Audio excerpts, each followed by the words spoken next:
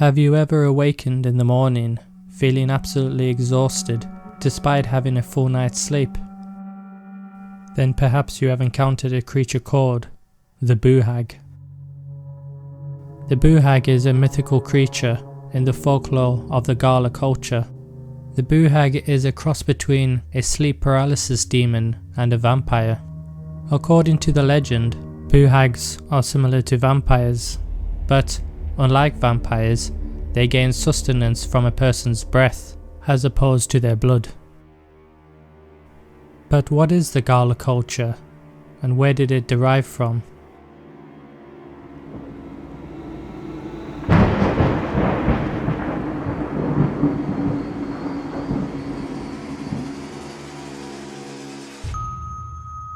West Africans were captured and brought to the New World in the 1500s for slavery. Many were brought to South Carolina, where they lived and worked on plantations, farms, islands, or paddies, with crops like sugarcane for rum and indigo for its blue colour. The island living was particularly brutal, and to survive this harsh new life, they banded together into communities. And so, over the following centuries, the new Gullah culture was born, with its own language and folklore. There are some widespread legends of the Gullah found all over South Carolina, the most infamous being the Boo Hag.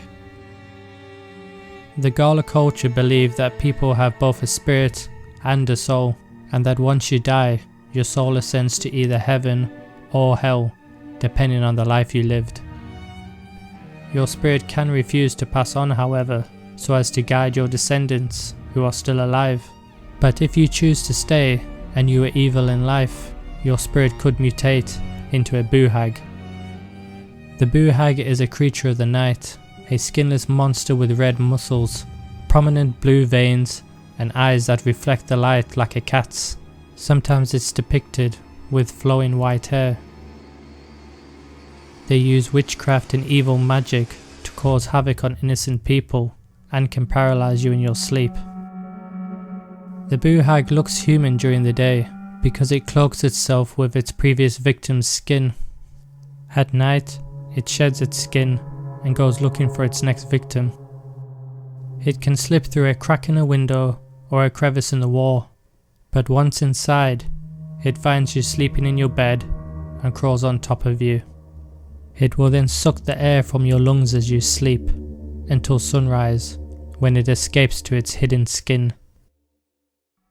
If you're lucky, you might wake up feeling extremely exhausted. A sign of a visit from the Boo Hag is someone who slept all night but feels no rest. The hag tends to leave the victim alive so as to use them again for their energy. However, if the victim struggles, the hag may take their skin. There are some ways to protect yourself from a Boo Hag, however. Boo Hags share a common trait with fairies from European folklore.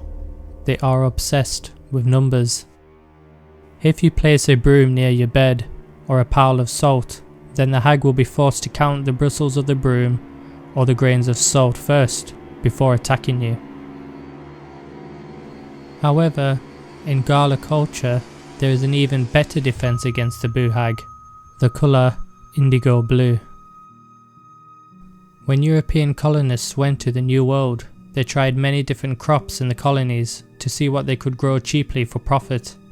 Indigo, however, is a crop that is so labour intensive that the beautiful colour it produces was considered blue gold.